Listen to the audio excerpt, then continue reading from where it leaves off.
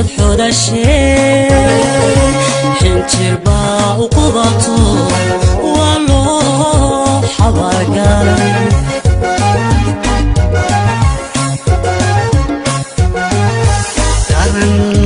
ولي بحركي حفلتي أسطانيو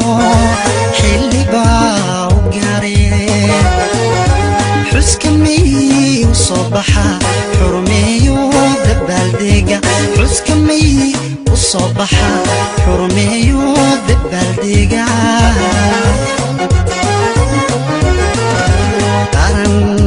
ولي بحركي حفلتي أسطانيو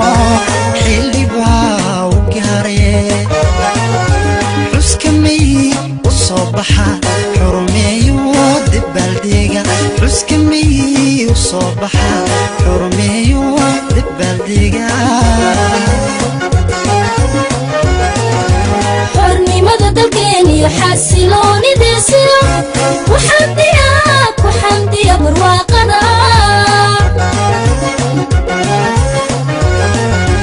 حرمي مدى دلقيني حسلوني ديسيو وحمدي برواقنا حيسها قرارتني وحصص نويلو أيامها كاك حلم حيسها قرارتني وحصص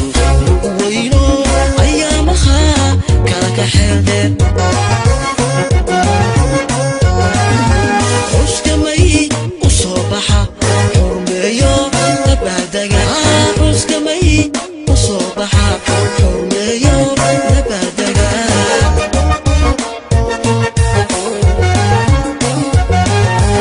حقيقة وحيتاهي كمان هلين كمان هلين حد الشيء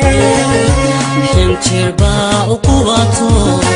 والله حضر قالي حقيقة وحيتاهي كمان هلين كمان هلين حد الشيء حنتر باو قواتو والله حضر قالي حسكمي وصباحا حرميو دبال داقا حسكمي وصباحا حرميو دبال kulanti wacan oo wanaagsan idilkiin baddaawadayaal meel kastoo aad dunida ka joogtaanba kuna soo dhawaada barnaamijka ara oo ku saabsan sanad guuradii 23aad ee ka soo wareegtay xuska maalinta qaran ee 18 May oo aan idinka soo diyaarinay magaalada Burco ee xarunta gobolka Togdheer oo si mug iyo maamuus bale ay ugu dabaaldegayaan bulshaweynta reer Burco maalinta 18 May iyadoo magaalada Burcana ay tahay halkii lagaga dhawaaqay 18 May 1991 dib u curashadii Jamhuuriyadda Soomaaliland haddaba daawadayaal barnaamijkani waxaynu ku soo qaadan doonaa sida bulshaweynta reer Burco ay xuseen sanad guuradii 23aad ee 18 May oo ay kala qayb qaadanayaan cutubyo isugu jira ciidamada qaranka kuwa asluubta iyo booliska waxaynu kala daawadayaal barnaamijkeena ku soo qaadanaynaa salaamaha qiimaha badan ee ay mas'uuliyiinta gobolka Togdheer iyo shacabka reer Burco ay u dirayaan madaxda qaranka iyo dadweynaha kale ee reer Soomaaliland waxaana barnaamijkan idin la socodsiin doonaa anigoo Xabiib Saciid Xasan daawasho habboon Thank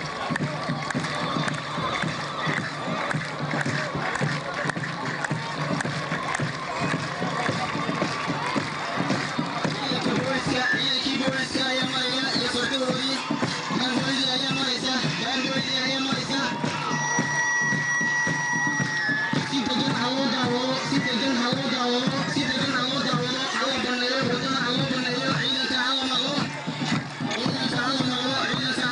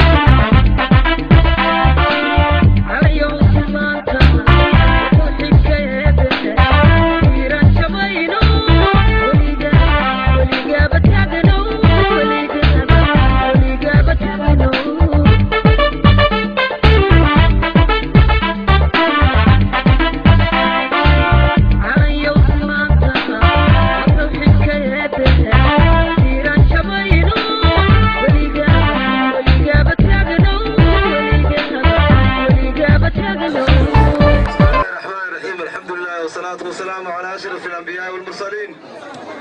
سيدنا محمد وعلى آله وصحابته ومن تبعه بإحسان إلى يوم الدين. أما أنت دوينها شرفت لي هلكن يسوي أي وزير هذا أبو الخطوة الكريم تجمدها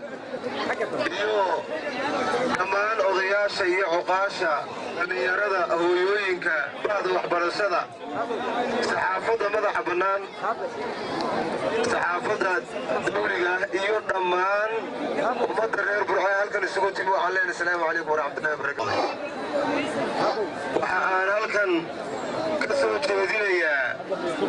أدونك ومضى ولبو ليدهي ناشنال ديفي ليدهي أما معايا حسنابي ليدهي dadka bacadka taagan ee salaadii subax waqtigii la tukaday halkan isugu yimi ee meel qaada iyo waxa weeye meel ay kala istaagaan toonala waxa halka ay u taagan yihiin waa qarannimada Soomaaliland iyo xuskeeda iyo sida ay qalbiga dadka reer Soomaaliland ay ugu tahay mid aad u ballaaran oo qofka dhasha iyo qofka weyn iyo qofka dhexdhexaadka ay isugu mid tahay oo qof walba qalbigiisa iyo maskaxdiisa ay ku leedahay hoos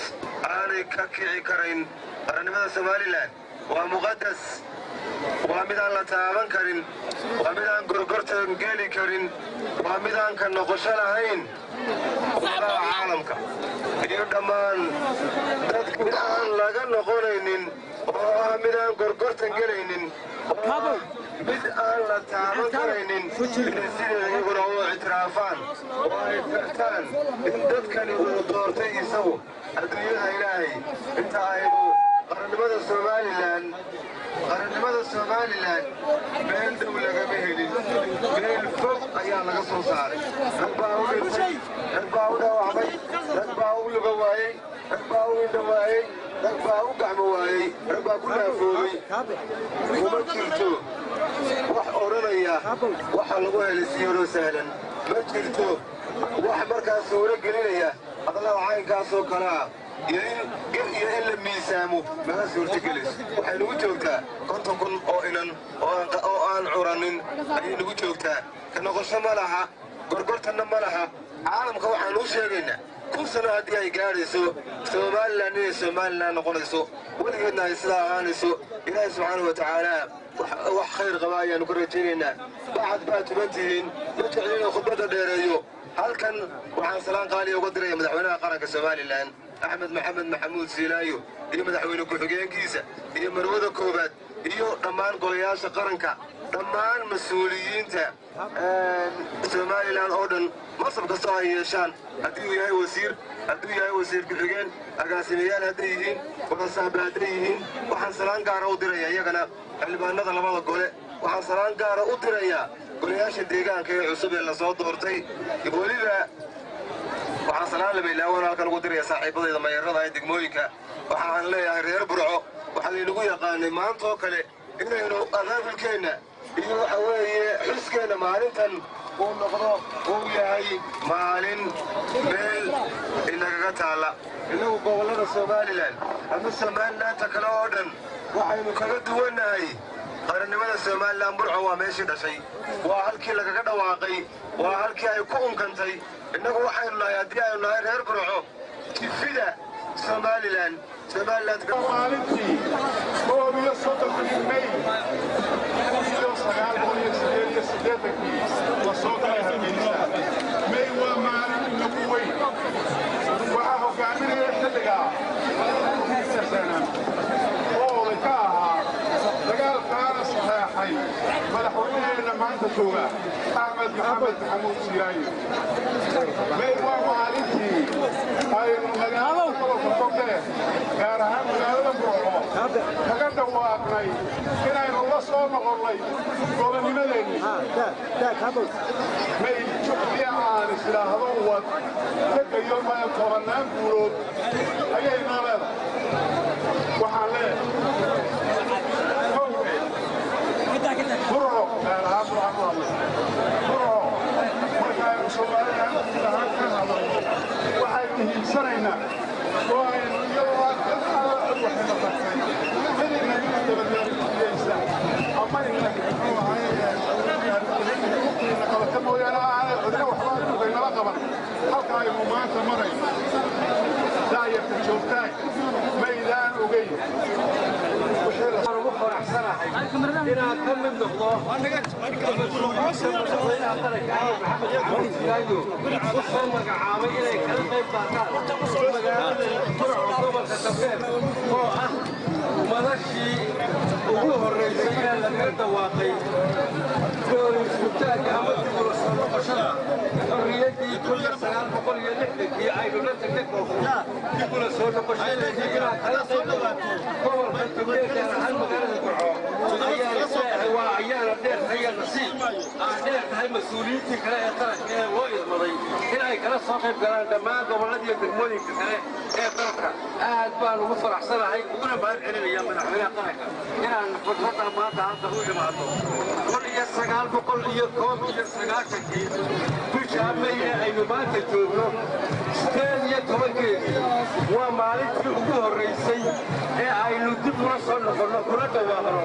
isagii oo hogaaminayay madaxweynihii koowaad ee Somaliland ee xilligaa Cabdiraxmaan Axmed Cali isagii oo go'aan qaadasho dhiiran oo geesinimada qaatay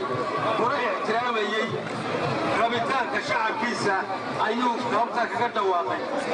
ilaahay amarkiisa waa Allah u naxariisto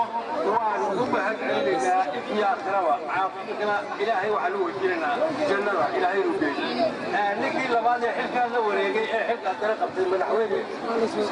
Maxamed Ibraahim Cigaal isna ilaahay u naxariisto wuxuu dhidbay dhammaan haykalkii dowladnimo ee Somaliland ayuu isna cidbada u dhigay madaxweynihii saddexaad daahir yaala kaayin wuxuu hirgeliyay doorashooyinkii iyo dimuqraadiyadda aynu maanta ku laaloonin isna waa ku mahadsan yahay sidii uu ku ballan qaaday waxaa xilkaa la wareegay oo hab doorashay dimuqraadiyad kula wareegay madaxweynaha maanta mudane Axmed Maxamed Maxamuud Siiraayo sida muuqatana wuxuu ilaa maanta طريقي على حيث كوضع سنو كبرا قاضي وقتي ودورشنا دورة يوكلي مركي دورشنا تدوينها غير سوالة سيدين مدحوين وقوحوا كليي قايمه وقوضنا بلطاء جديس وعي كمتهاي فرمارك تلقى مشاريع لأبوه أولي لا يمكسرها ودركا دكتا لغايا دكتك عمد ما يستيقى قايمك بدلو كمدا ودويني كتلقى المدحوينه وحدمان اسبدل بسميه اسمياش قركي وساردها او هلكا فردقا اي لغو مامورو دولد وساردهين marka aad isku soo geyso taas waxay muujinaysaa in aynu dhamaystiranay hanaagii dowladnimo ee looga baahnaa dowladda doonaya waynu dhamaystirnay gudaheena tan maanta soo baxeen qiimaha badan leh ee wejiyada quruxda badan leh iyo dabaaldega aynu ku muujinayno maryaha quruxda badan leh macnaha aynu uga jeednaa waxa weeye gudihii waynu dhamaysanay waynu xusi doonaa maalin walba awalna waynu xusi doonaa laakiin ujeedada weyne kalena waxa weeye caalamku hana arko caalamku go'aankan aan gaadhay iyo siday nooga go'an tahay in aanu nahay dad ummadda wax la qaybsan kara inaanu nahay ummadda wax ku darsan ummad caalamku wax ku darsan karta ayaynu rabnaa inaynu caalamka tusno tii gudaha waynu dhamaysanay sidaas u hirgasho ayuu yahay xafladeennan iyo dabaaldegeennan iyo farxaddeennan inaynu maanta ku bandhigayno ayadii oo dhammaan mas-uuliyiinta qaranka waxyaabo badan ayaa qabsoomay magaaladan oo muujinaysa inaynu bislaanay oo gobolka Togdheer uu bislaaday oo dad isku mid yahay inay wax wada qabsanayaan waxa markhaati ka ah shirkadii dalka daaraysay oo dhowr shirkadood magaalada ay ahayd oo shirkadu laba ay magaalada ka daaraysay inay ka sameeyeen inay midoobeen taasi waxay ka turjumaysaa bisaylka magaalada dadka shacabka ku nool waxaa jira dhalinyaro isu tagtay oo la dagaalamaysa qabyaalada oo urur samaysay oo wacyigelin wada waxaan leeyahay dadweynuhuna ha ku daydo dhalinyarada abuurantay samaysatay hala dhiirigeliyo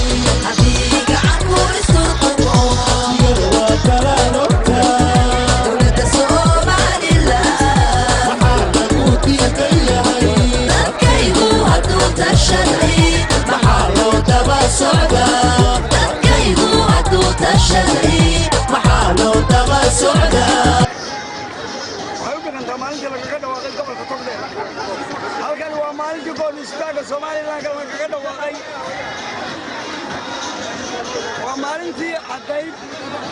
ومالنتي حسوس طلعيد ومالنتي تلماني حرولها ودبالدقة وموغدة ودرينك أرنتي درينك إنها تخيّة ودبها وسلامتي مدى سمالي نمالي جوتو سمالي أنا مالي جوتو وسلامي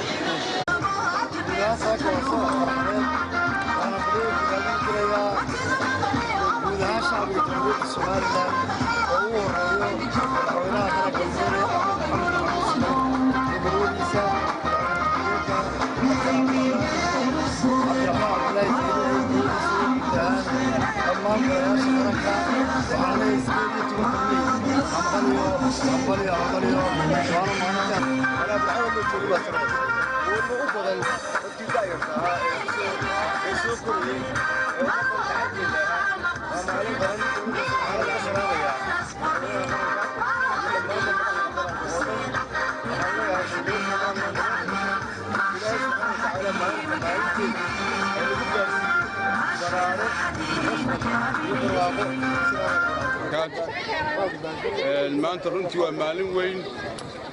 dadweynaha reer Soomaaliland waxa la meel ka soo joogaanba ciid wanaagsan kullu caam wa antum bi khayr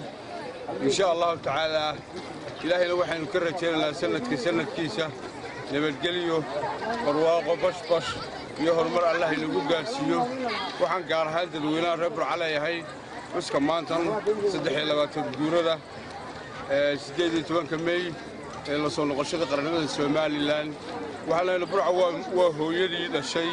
la soo noqoshada waa goobtii lagaga dhawaaqay dhammaan jamhuuriyadda Soomaaliland meel kasta ay joogto shacbiga dawladda aad iyo aad baan u salaamayaa gaar ahaan madaxda aad iyo aad kala waxaan salaamayaa hiliyadeyda ku kala nool dunida daafaheeda شعب والله فرحات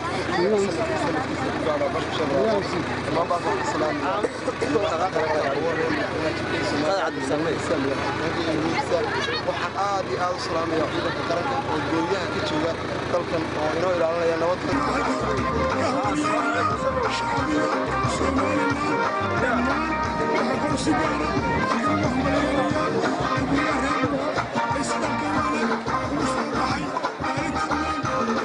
salaamaya jamhuuriyadda Soomaaliland shacabka jamhuuriyadda Soomaaliland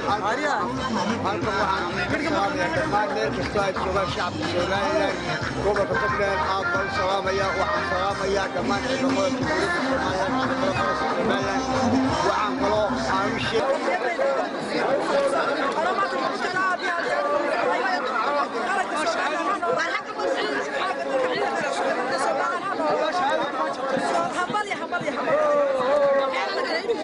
labada kun afar iyo tobanka bishii shanaad 18 May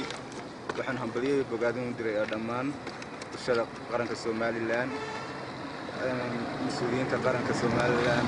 madaxweynaha Soomaaliland gudoomiyaha guurtida gudoomiyaha wakiilada labada janaaciyad wasiirada qaranka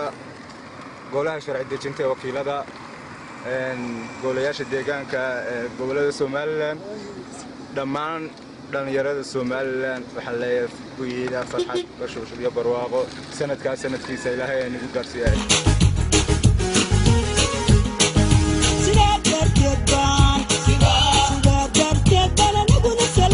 anaguna salaan soo dhaweyn kalgacal sanadku labeeda u shacab